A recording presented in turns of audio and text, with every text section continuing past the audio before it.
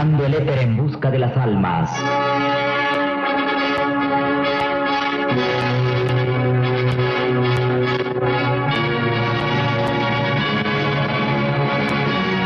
Destellos bíblicos.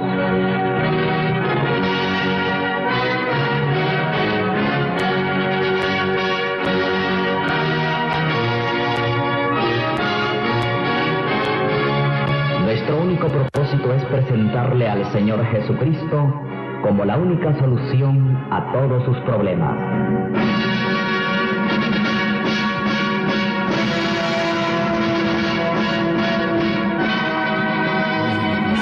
Ya.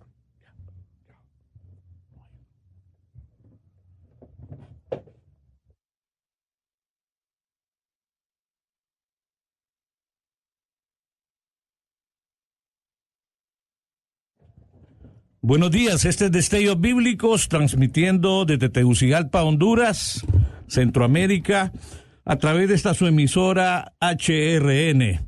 Hoy domingo 2 de julio del año 2017, para nosotros es una enorme bendición contar con su sintonía y tener el tiempo necesario para hablar de la palabra de Dios y, como dice nuestra introducción, presentarle al Señor Jesucristo como la única solución a todos sus problemas.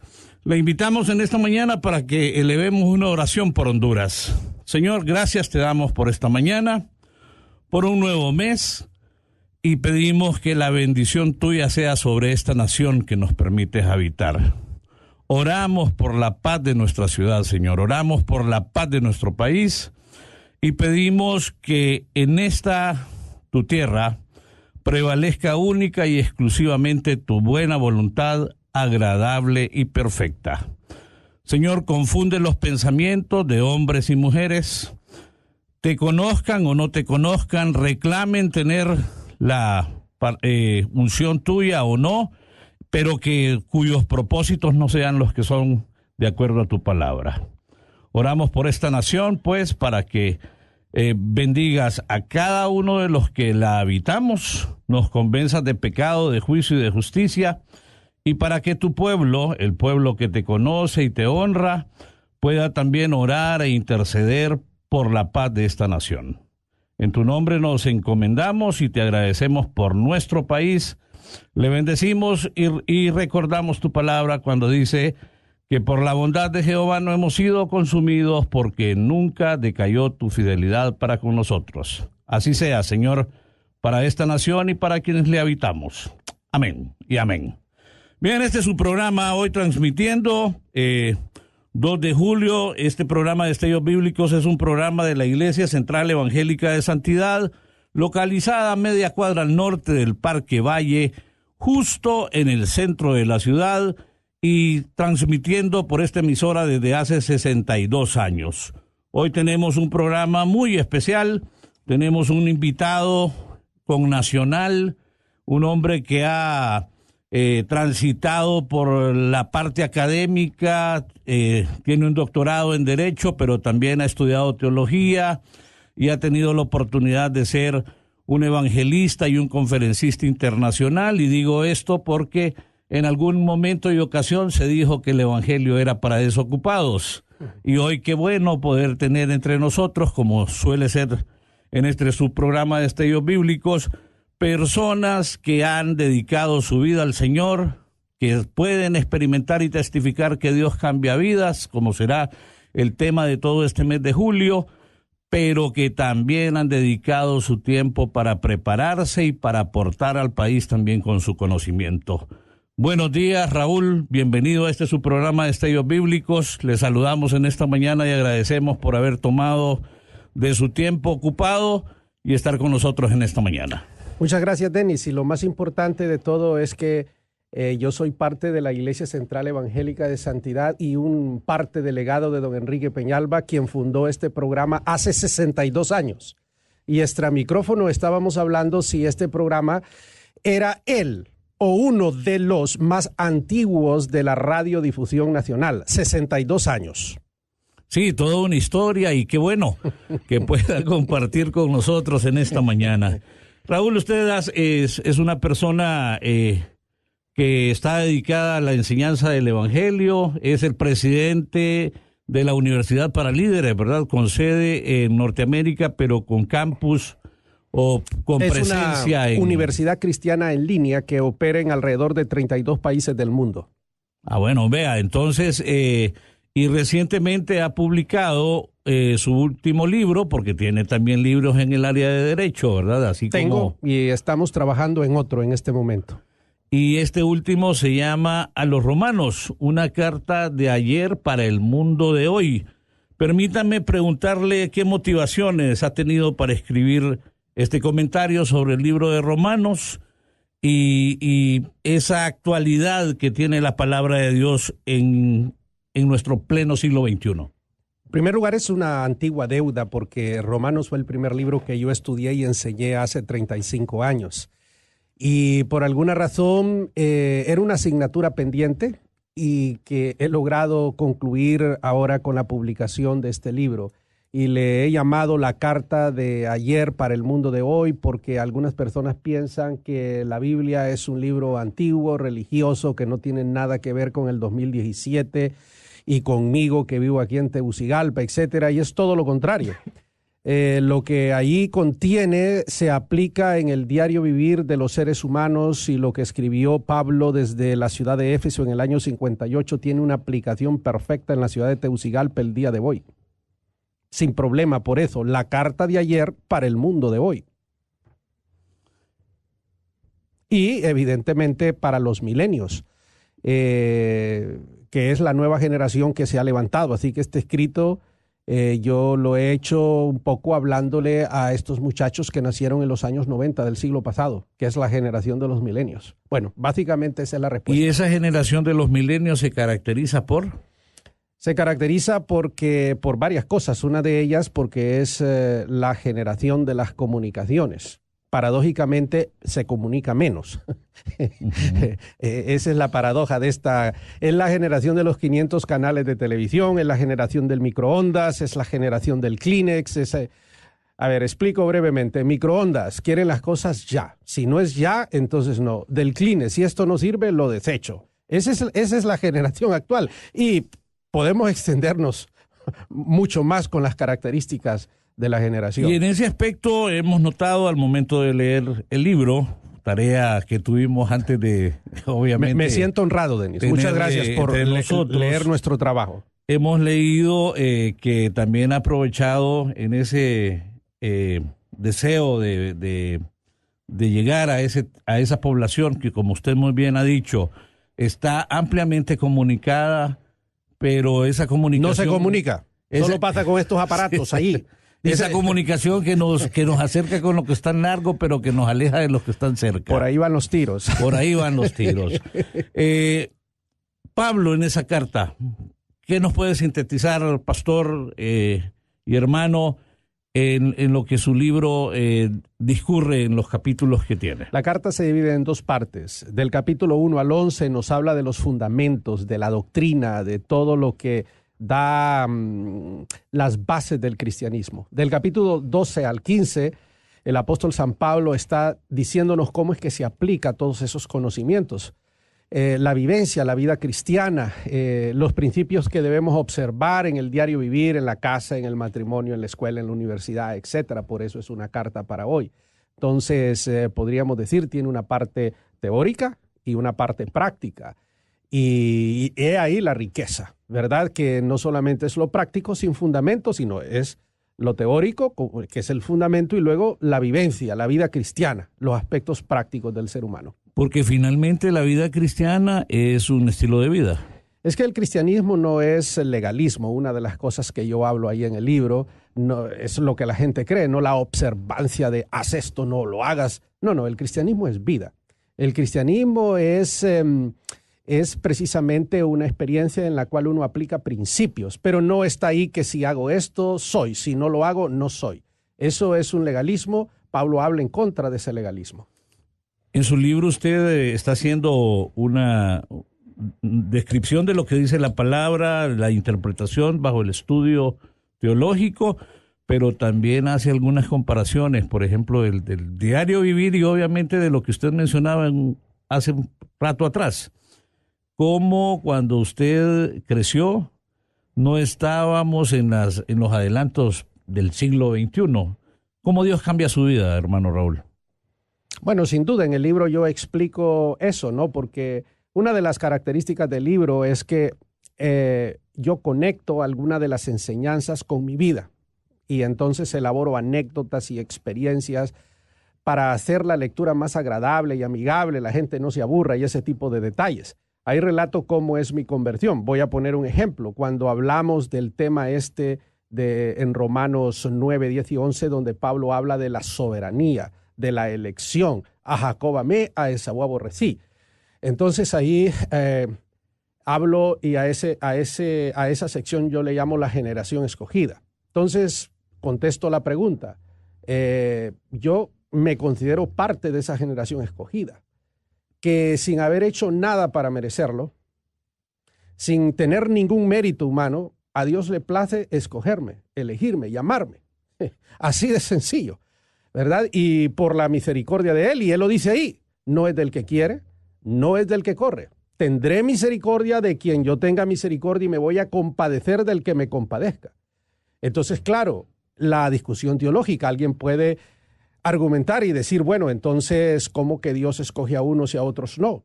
Y entonces Pablo viene y refuta eso y dice, ¿quién eres tú, hombre, para que alterques con Dios? Es que Dios le debe algo al hombre y desarrolla. Pablo era un hombre fuera de serie, era un espectáculo, además de políglota, era un teólogo de altísimo nivel, había estudiado en una de las escuelas judías más importantes de su época, pero él había hecho una relectura a la luz de los escritos del Evangelio, porque él sufrió lo que él mismo dice en Romanos 12:2, una renovación mental que le permite hacer este tipo de escritos.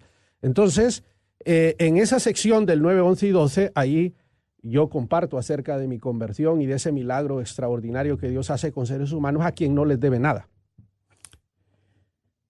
El libro habla, y Romanos particularmente habla de la perversidad de la humanidad por naturaleza, ¿verdad? De lo hipócritas y de lo condenados. Sí, el libro, hay una palabra que es lo que le da el rumbo al discurso y esa palabra es generación.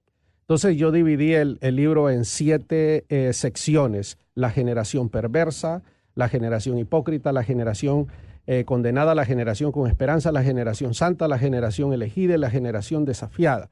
Entonces tú has mencionado las primeras 3 generaciones. ¿Por qué? Porque en Romanos 1, el apóstol San Pablo, hablando de los gentiles, viene y les dice, Dios los ha entregado a esto, y menciona una serie de conductas. Luego habla al mundo hipócrita, que son los religiosos, que condenan lo malo, pero ellos mismos lo hacen. Entonces Dios les dice, ¿tú crees que vas a escapar del juicio de Dios? Que no deja de ser muy común en el pleno siglo No, XXI. eso es parte de la vida diaria. Todos nosotros en algún momento de nuestra vida nos ponemos esa máscara y nos volvemos hipócritas. Los perversos no son hipócritas porque ellos pecan y actúan abiertamente. Entonces ahí no hay hipocresía. La hipocresía la practicamos nosotros, que nos ponemos un manto de religiosidad, que criticamos, que hablamos en contra de, pero al final hacemos las mismas cosas. Eso es la hipocresía. Y luego en el capítulo 3, entonces Pablo dice, por cuanto todos pecaron. Está hablando de los perversos y está hablando de los hipócritas. Están destituidos de la gloria de Dios y ahí nos habla de una generación condenada.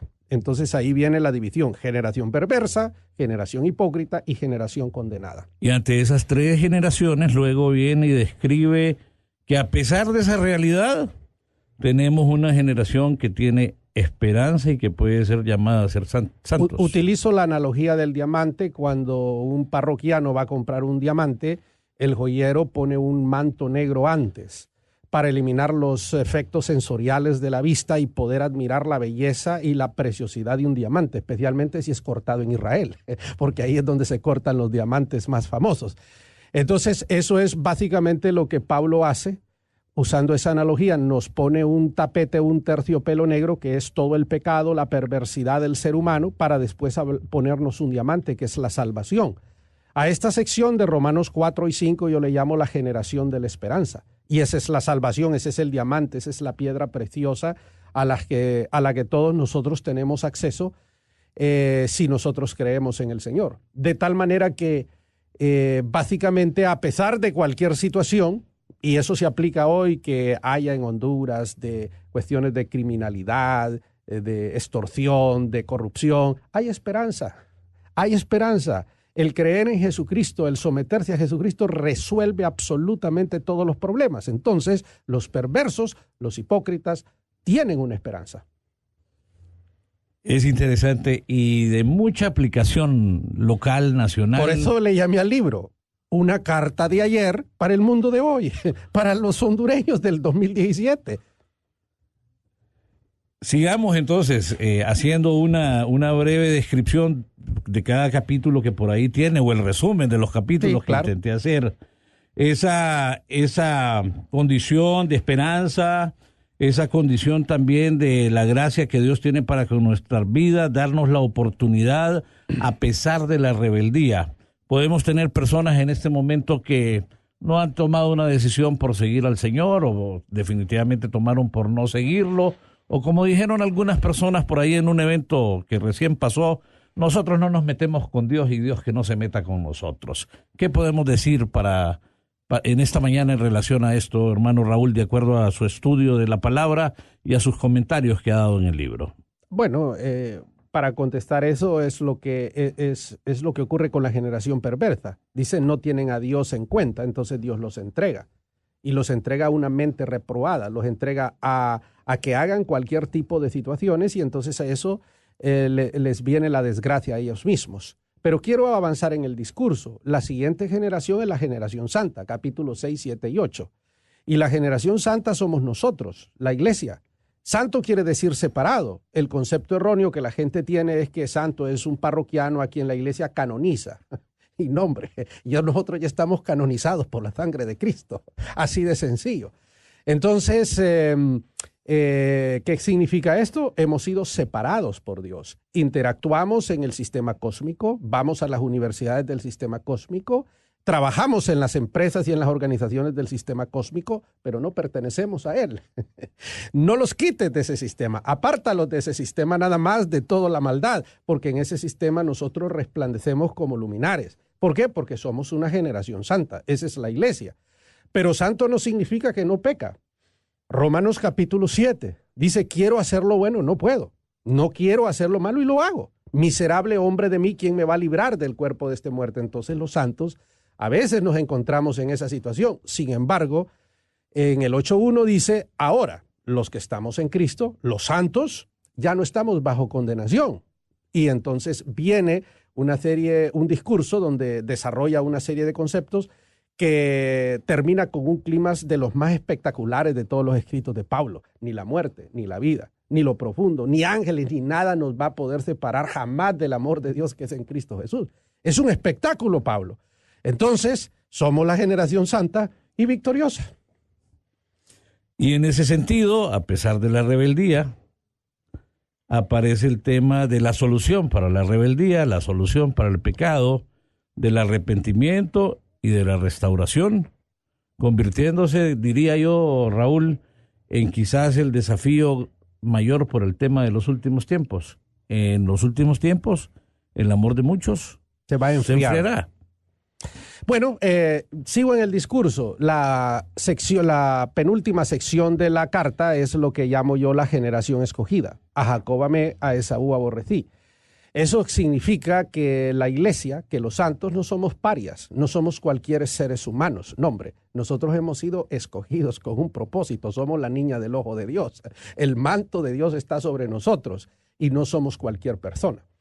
Entonces, Pablo deja claro, sin ningún mérito humano, Él nos ha escogido y nos dice cómo es la salvación. ¿Cómo es que nosotros llegamos a obtener eso? Porque lo confesamos con la boca y lo creemos en el corazón. Y nos cuenta cómo elige a Israel, cómo rechaza a Israel, pero cómo le promete una restauración en el 11:25. Dice, todo Israel será salvo. Entonces, ahí desarrolla el discurso de los elegidos. Y nosotros, los que estamos aquí, los que servimos a Dios, los que estamos dentro de la iglesia, somos una generación elegida. Así de sencillo. Y hay esperanza en Cristo Jesús. Y hay esperanza en Cristo Jesús. Y la última parte de la epístola son los capítulos que van del 12 al 15. Y esto es lo que yo llamo la generación desafiada. Hay un desafío. Por ejemplo, el mayor desafío, Pablo lo subdivide en 5 áreas. En primer lugar, conmigo mismo. ¿Cuál es el primer gran desafío que tengo yo conmigo mismo? La renovación de la mente. Es que ese es el gran problema, mi estimado Denis. Si en los aspectos de la administración de las empresas, del gobierno, de la política, de lo que sea, un individuo no tiene una mente renovada, entonces vamos a ver los descalabros que nosotros vemos. El primer gran desafío que Pablo presenta en la vida práctica es que el ser humano tiene que renovar la mente. El problema, mi estimado Denis, es que la universidad no se renueva, ni en la escuela. Ese es un milagro de Jesucristo. Por lo tanto, así funciona. Pero estoy haciendo memoria en este momento del tema, porque a veces las personas que no son tan creyentes, ¿verdad? O no creen, o son escépticos, dicen, le lavaron el cerebro. Y ese es el título que yo pongo ahí. Exacto, y a menos que el presidente de la empresa o de la política, de lo que sea, no experimente ese lavado de cerebro que Pablo le llama la renovación de la mente, pues lamentablemente ese señor pues va a tener una mente que no le va a ayudar para hacer las cosas y va a hacer lo malo. Ese es el primer gran desafío. El segundo gran desafío que el apóstol Pablo nos presenta es, bueno, no voy a entrar a todos, pero uno de los más importantes es frente a la autoridad. Él dice que hay que respetar, someterse a la autoridad. Uno de los grandes problemas que nosotros tenemos aquí es el someternos a la majestad de la ley. Siempre andamos buscando triquiñuelas para cambiar, interpretar. Y no, hombre, a ningún ser humano que no se someta a la autoridad humana, a las autoridades que nosotros le damos a la ley, por ejemplo, entonces nos va a ir mal. Otro de los grandes desafíos es nuestra relación en la sociedad. Por ejemplo, ahí yo menciono, creo que son 22 conductas, que si nosotros practicáramos esas 22 conductas en nuestras relaciones con los seres humanos, entonces, hombre, Honduras sería un paraíso. Aquí viene una. Denos 3, Raúl. Bueno, me dice, si tu enemigo, dice, tuviere hambre o tuviere sed, dale de beber, dale de comer. Pero nosotros no hemos interpretado así. Si tienes un enemigo que te hizo un daño, mátalo. Esa es la interpretación nuestra. Dice otro principio, no seas vencido por lo malo. Vence lo malo con lo bueno. Entonces, nosotros no guardamos, dice que tomemos a las otras personas como superiores a nosotros mismos. Esos son principios, son conceptos que si los aplicamos, hombre, Honduras fuese un paraíso. El problema es el corazón del hombre. Entonces ahí tenemos un gran desafío. Y el último desafío que él presenta en el capítulo 14 y 15 es el respeto a aquellos que piensan diferente a mi persona. Ese es un gran desafío porque tú y yo no podemos pensar igual, eso sería completamente ridículo. El esposo y la esposa no pueden pensar igual ni actuar igual, lo sabemos los que estamos casados. Es completamente ridículo y absurdo que yo trate de que la otra persona piense o haga como yo. Entonces ahí viene el principio de la tolerancia y el modus operandi de eso. Nosotros resolvemos nuestras diferencias con la violencia, resolvemos nuestras diferencias con metodologías que no son las correctas. Pablo nos dice cómo se resuelve y cuál es el principio. ¿Y cuál es el principio para resolverlo? Agradar a la otra persona. Entonces, el orgullo no me va a permitir agradar a la otra persona por el orgullo. Pablo dice que la agrademos, que subyuguemos el orgullo. Entonces, eso es vida cristiana. El cristianismo es eso, vida cristiana. Es la práctica de estos principios. Si los practicamos, nos va a ir bien. Y lo que en su momento los teólogos también han llamado el tema de la contracultura cristiana. Sin duda, todo esto es una contracultura porque impera la cultura del cosmos, del sistema que gobierna el planeta. Esto es una contracultura, es nadar contra la corriente, pero al final esto es lo que hace que el ser humano sea un ser humano realizado. Bien, Raúl, agradecemos su presencia. Tenemos 2 minutos para sus consideraciones finales. Invito a las personas a leer mi libro. ¿Dónde lo pueden adquirir y qué costo tiene? La librería Logos, que está en el Metromol, El libro tiene el costo de 220 lempiras. A los romanos, una carta de ayer para el mundo de hoy. Me sentiré muy honrado en que las personas lean este libro en la librería Logos. Y próximamente yo voy a estar dando, yo lo voy a anunciar para las próximas semanas, una conferencia en línea para todas las personas que quieran conectarse y que quieran escuchar ya una interpretación y una exposición más profunda acerca del libro. Entonces yo voy a dar una conferencia en línea para que se conecten de cualquier país del mundo que quieran conectarse. Ya lo hice la vez pasada con mi libro anterior y gente de muchos países se conectó para escuchar la conferencia, y voy a hacer lo mismo con este libro a los romanos. Y un mensaje final para quienes nos han escuchado en Honduras y el mundo. El cristianismo no son reglas, no es legalismo, el cristianismo es vida. La persona que viva conforme los principios y las observancias de esos principios le va a ir bien en su matrimonio, en su familia, en su trabajo, en sus empresas, en todo. Esto es extraordinario. Es una carta de ayer, pero es para el mundo de hoy. Bien, hemos tenido en esta mañana la visita del hermano Raúl Saldívar. Reiteramos el nombre de su libro, A los Romanos, una carta de ayer para el mundo de hoy. Lo puede adquirir en la librería Logos del Metro Mall por la cantidad de 220 lempiras. 220 lempiras. Le invitamos para que pueda adquirir el libro, pueda leerlo y que pues de igual manera el Señor pueda hacer una obra en su vida, porque en este mes de julio nosotros estaremos hablando de que Dios cambia vidas. Cambió la vida de nuestro hermano Raúl. Ahí está el testimonio. Le lavó el cerebro, ¿verdad? Ahí está en el libro, explico toda esa historia. Le renovó su cerebro y obviamente ha cambiado nuestras vidas también. Que la presencia del Señor y la bendición sea para ustedes, Él pueda convencerles y convencernos de pecado, de juicio y de justicia, y que Dios les bendiga y nos pueda sintonizar el próximo domingo a esta misma hora, este mismo día y por esta misma emisora. Que el Señor les bendiga, les saluda. Gracias. Sí, muchas gracias a Raúl Saldívar. Sí. Y Denny Gómez y don Mario en controles. Dios le bendiga.